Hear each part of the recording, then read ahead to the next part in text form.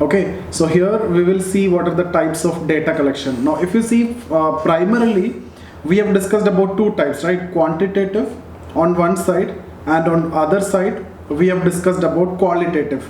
So from that itself you can see these are two different types of methodologies which use different methods. So quantitative use certain methods which may be preferring the facts, right, and which prefer the data in terms of numbers or something which can be quantifiable.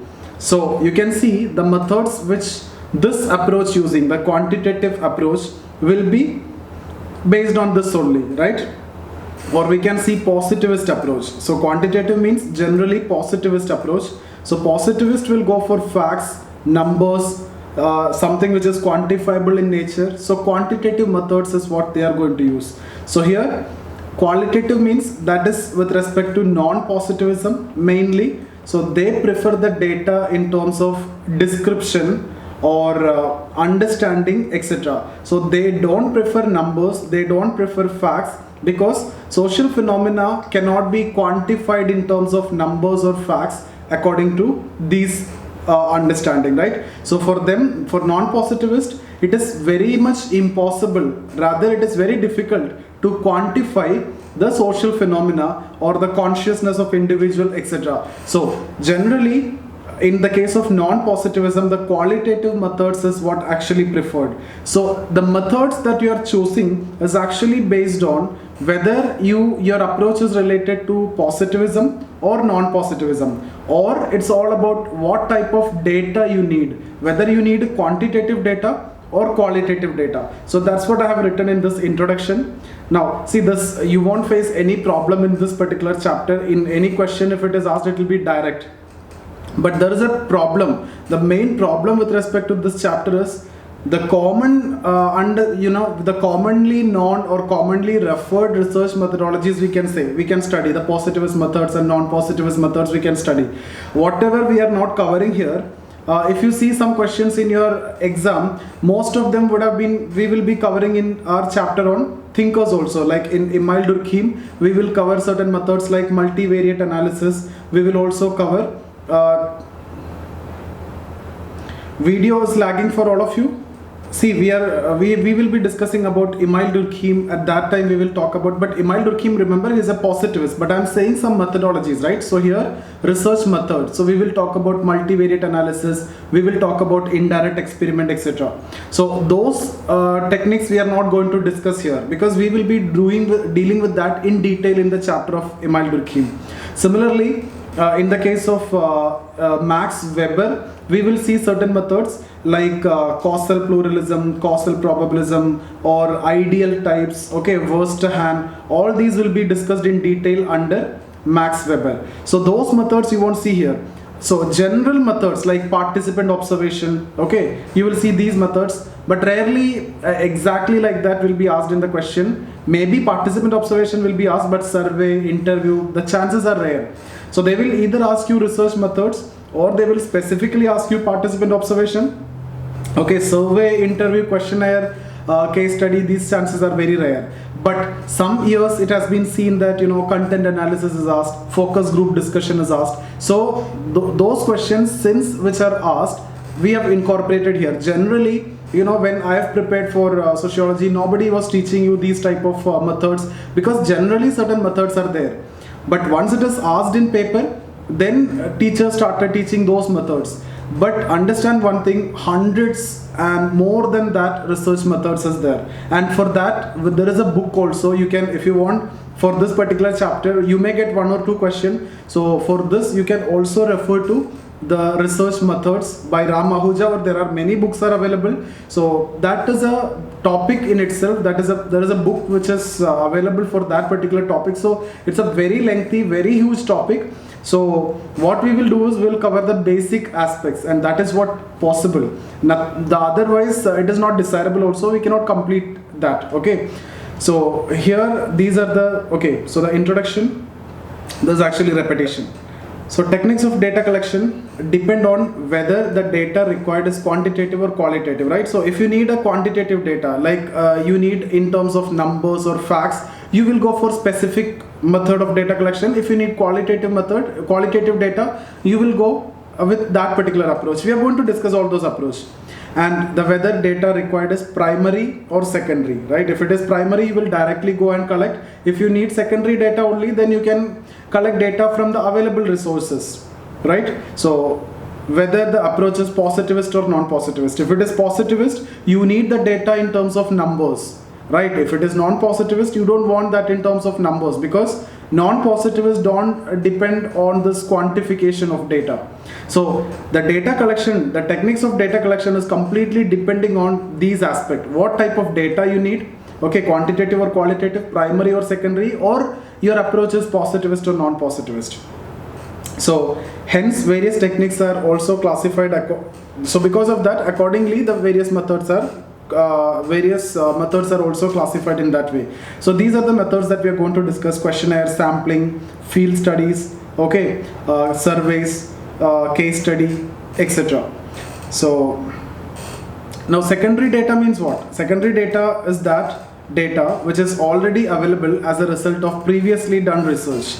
So already available data, so you don't want to go and put effort, right? So even in the study of Emil Durkheim, when we talk about the study of suicide, he collected data basically from secondary sources only, that is from the police records. Okay, so that is already available data. You are not going and getting or collecting data. You are not putting that effort to get the data. You are not interviewing. You are not sending the questionnaire and getting it. Okay, so this is what you mean by secondary data. It is available in the form of government surveys, reports, social studies, or by other research which has been already published. They provide an easy reference, especially when time is less and target of audience is same. So if you need to conduct almost the same study, so whatever study you can see till then, you can incorporate that. Durkheim employed such data from police stations in a study of suicide. However, what is the problem with such data? Such data does not always reliable, as it may have been collected with a different purpose. So it is not necessary that it may be correct. Further, secondary data is also older. So now when you are conducting the investigation 50 years back, when somebody has conducted the investigation, and that is not matchable, you cannot compare that.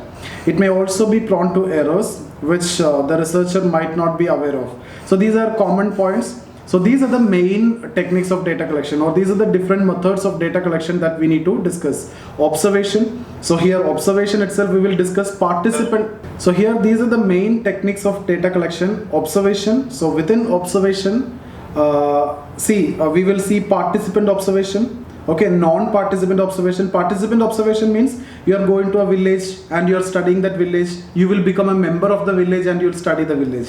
Especially the study on tribes, etc. This is best. Okay, the non-participant observation, you will not be part of them. You stay away and you will observe. That is non-participant observation. Or you can see quasi-participant observation, which is having elements of both. Okay, then questionnaire. Questionnaire means you will be sending a form, right? Question will be asked and answer in terms of yes or no, like that. Question 2, question 3. So like that. Interview. Interviewer, interviewee, interviewer will ask question, interview will give the answer. There are again problem with biases. All these are coming below. Case study, okay, and then content analysis. It's all about understanding through the contents, the books, newspapers, etc. That knowledge you need to study. Focus group discussion. It is a focused group. If you need to conduct a study on divorce or some other issue or marital breakdown or domestic violence, you make a focus group first. So all the members will be connected to that, and then there will be a discussion which will be allowed on the same topic, and then there will be a moderator who will control this discussion. So here the moderator bias also may be there. Okay, survey. Survey can be based on interview, questionnaire, schedule, all this will be there. Life history or biography, oral history, okay, schedule. Schedule and questionnaire is almost same. In case of questionnaire, you will be sending the question, okay, and then answer, there will be a column left out, yes or no. So in case of schedule also, this will be prepared, but in case of schedule, it will be actually filled by the moderator. There will be another person who will be filling. In case of questionnaire, it is that person who will fill this and will send back to you. Okay, so it is almost same only actually. Okay, now observation. So these things actually you can read. I will only focus on these underlined parts. Pauline V. Young, observation is a systematic viewing along with consideration of seen phenomena.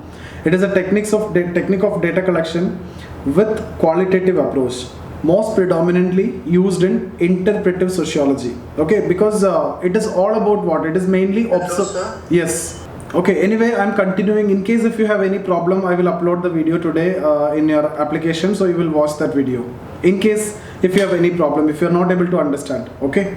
The rationale behind using observation method is that sociological investigator should become a part of the social phenomena, okay? Or he or she wishes to understand. So if you are studying a particular phenomena, that sociologist should become a part of it, so that systematic investigation can be conducted. For reliability of result, observation should be systematic and scientific in nature, and hence it is also called as scientific observation. For reliability of results, observation should be okay, that is repetition. It refers to accurate watching and noting the phenomena as they occur in nature with regard to cause and effect relation or mutual relation. So all these are, see, you are watching and noting down the properties, okay, of that phenomena that you're studying. For example, you will see this in the study of caste by M.N. Srinivas. Later we will see this, okay. So here M.N. Srinivas is studying through observation how the behavior, okay, how the interaction is actually happening, so with regard to the cause and effect relation. In other words, observation is a careful and systematic watching of facts as it is occurring in society. So main characteristics, it is a physical as well as mental activity. So these are something which you can read. Observation is selective and purposeful. So here, that means you don't consider everything which you see. It will be based on the purpose. Okay, when you are conducting a study on a village, you will see a lot of other things also which might not have anything to do with your research. So that is why it has to be selective and purposeful. These are some common simple points only. Researcher makes direct study. He is able to collect primary data and it is dependable. So it is a direct study, right? So it is a primary data, so it is dependable. Like before I've told you, if you go for secondary data, the problem of dependability is there, right? So observation has to be efficient. That is, mere watching alone is not enough, but there must be scientific thinking. So that element you can add here. The focus should be on establishing relationship between cause and effect of social events. Now, the different types of observation. Casual observation and scientific observation, that name itself will tell you what is it. We are going to see that. Subjective and objective, direct and indirect, structured and unstructured, controlled and non-controlled, participant and non-participant. But these two are most important for us. Okay, otherwise you can, if the question is about observation, you need to write all these. Casual and scientific. Casual is observation without any previous preparation, just go and observe, no preparation. Scientific observation is an observation carried out with the help of tools of measurement. Okay. Second, subjective and objective observation. Subjective observation means researcher observe his own immediate experience. For example, if you are conducting a study on domestic violence, you will see around you what all things are actually happening and you will try to develop an understanding based on that. Or your own experience will be taken into consideration. So there will be a high subjectivity also in that. Okay, so here the researcher, in case of objective observation, observer is an entity apart from the things observed. So you will be totally left out or cut off from that phenomena that is under study. Okay, you will be a different entity. Direct and indirect observation. So direct observation, research is physically present and personally monitor whatever takes place. Indirect observation, data collected using recording devices such as camera and other electronic means. Structured and unstructured observation. In unstructured observation, data would be collected without proper schedule. Okay, there is no proper planning. So that is what unstructured. It is similar to that casual observation that we have discussed. Structured observation is conducted with the help of a schedule, proper schedule. It is characterized by careful definition of units to be observed. So what need to be observed, okay, what information to be recorded, okay, selection of data for observation and standardization of conditions of observation. Everything is actually predefined. There is a proper schedule. Based on that, you will go, you will observe, you will note down, and you will record the information, and everything will be done properly. That name itself will tell you. It is a structured. It's like unstructured preparation and structured preparation, right? We will always say go for a structured study, structured approach, exactly the same. This can take place in the natural field setting or in a laboratory setting. Controlled and non-controlled observation. So in case of controlled observation, the phenomena is put under guided condition and the study is made. For example, laboratory settings, right? It is actually a controlled observation.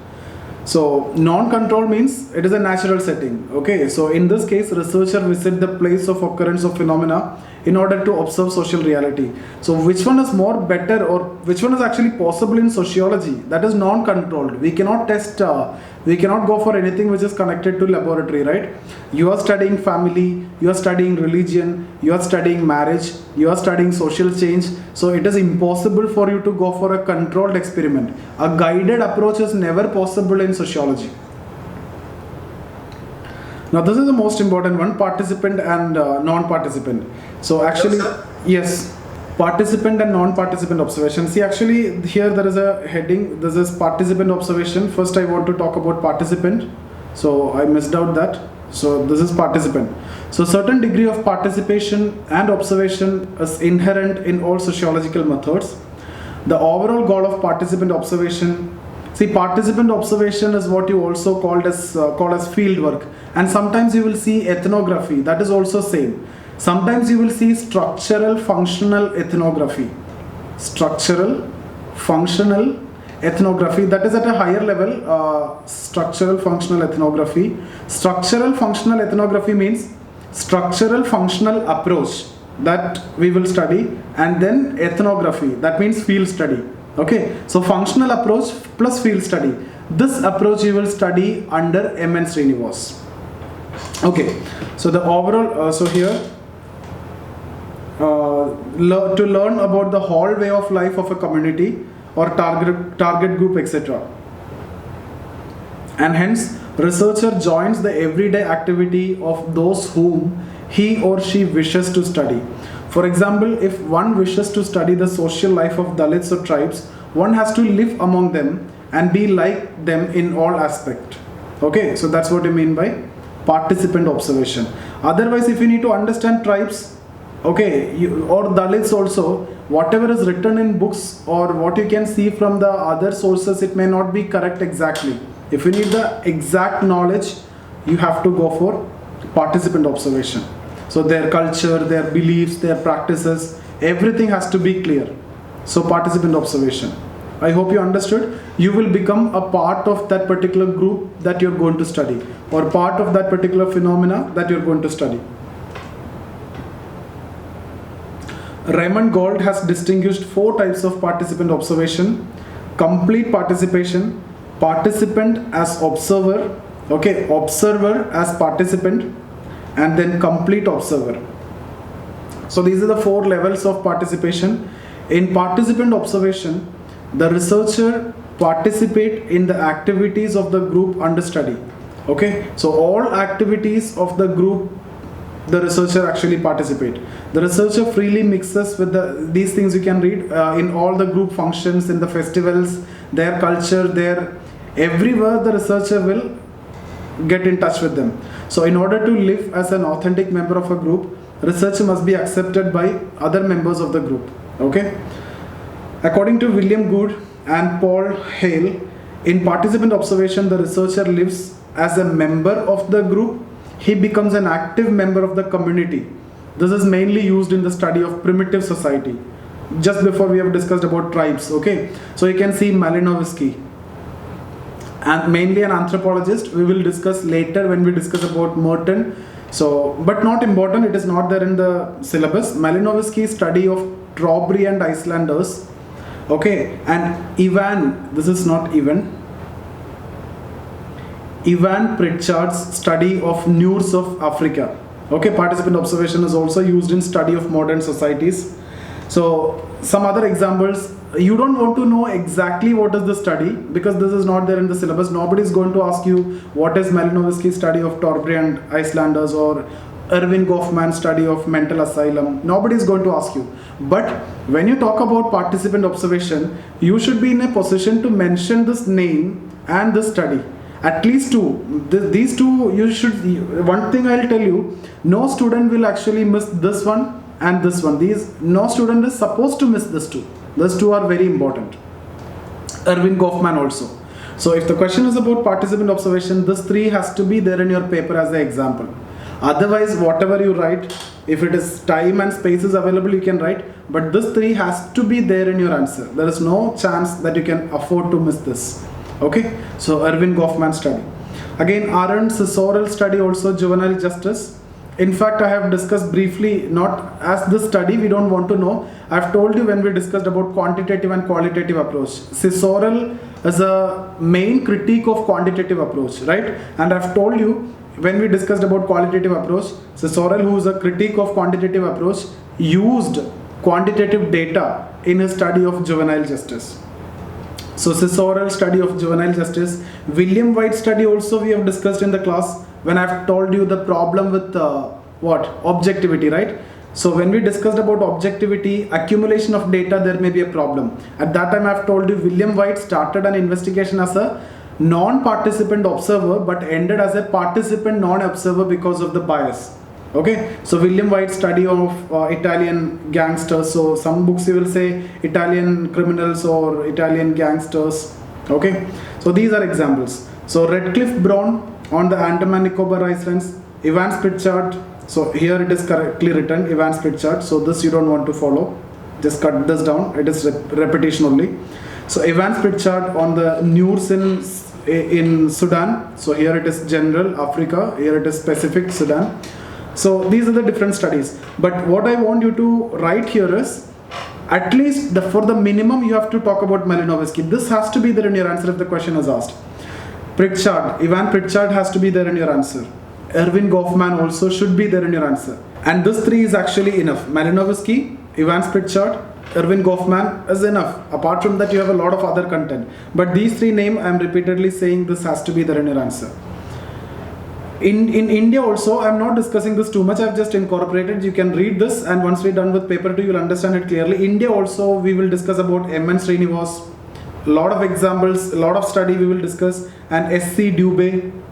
Okay, M.N. Srinivas, S.C. Dubey. So some of you it is already discussed. So for others, it will be discussed in the coming sessions. So M.N. Srinivas, S.C. Dubey, they are conducting a lot of village studies on family, even tribes also, okay, on caste also. So we will be discussing about that, all those participant observations. Now the merits. Now don't go with these merits and demerits. Whenever I've told you in sociology, whatever advantages we write and disadvantages we write, don't take it on your hurt and don't try to question that. Because the advantage that I am saying, I will write the same as disadvantage also. These are just for the sake of writing. Nothing is concrete in sociology, so you don't want to take it in hurt. Okay, so first hand information and accurate. Okay, that is true only. And then acquiring wider information. But again, you will say sometimes you are getting narrow information because you are conducting participant observation only a few area among few people, right? So you may come up with an other approach or other interpretation by saying that it is narrow approach. But then the other person will say that it is wider because you are becoming part of them. So you are getting knowledge about everything. In that context, it is wider. So I hope you are getting me. This is very subjective. So here when you are writing wider, it could be taken in any way. Even if you are writing narrow as the criticism, this is also true. Why? Because you are studying a particular caste, or you are studying a particular village only, or you are studying a particular tribe only. So it is narrow. But in which context it is written as wider? It is written as wider because when you are studying a particular village, you are studying in and out of the village because you are being a member of that village. Okay, so that is why When I write the positive, it is wider. If I write the limitation, in fact, I can write as narrow coverage, but I haven't written because you will be confused. And I have other points also. That's the reason why I have not written narrow, but it can be written. That is what I'm saying.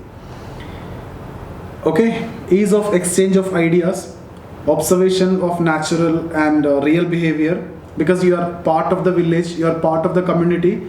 So see, if it is a guided experiment, if it is under a particular situation, you may not be able to observe the natural or real behavior. It will be a different behavior which might be portrayed in front of you.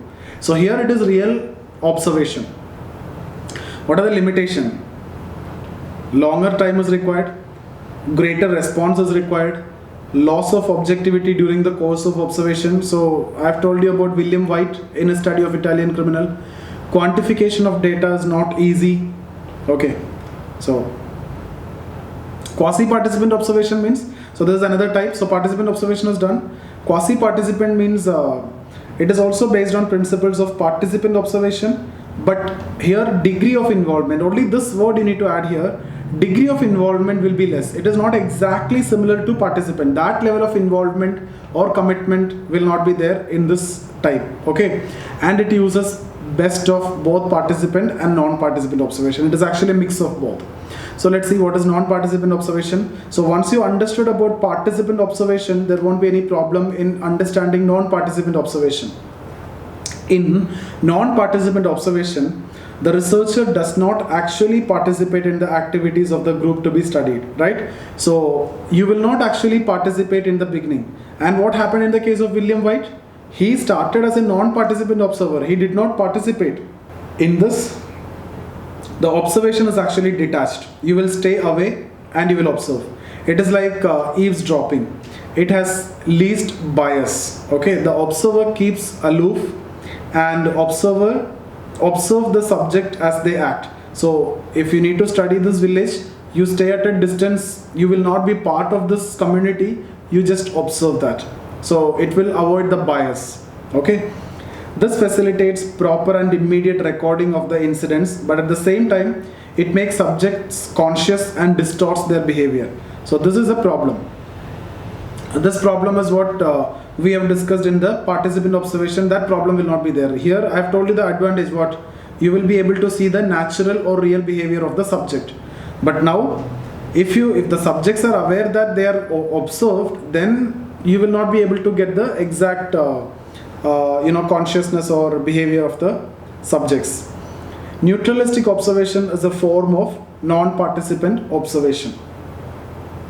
So that's about observation. So it can be participant observation, non-participant observation. So quasi-participant also you can write towards the end. Participant observation, you focus more on that. That can be a separate question also. Talk about Irving Goffman, Malinowski and Evans Pritchard. Those three names has to be there in your answer. Okay. So questionnaire. What is questionnaire? It is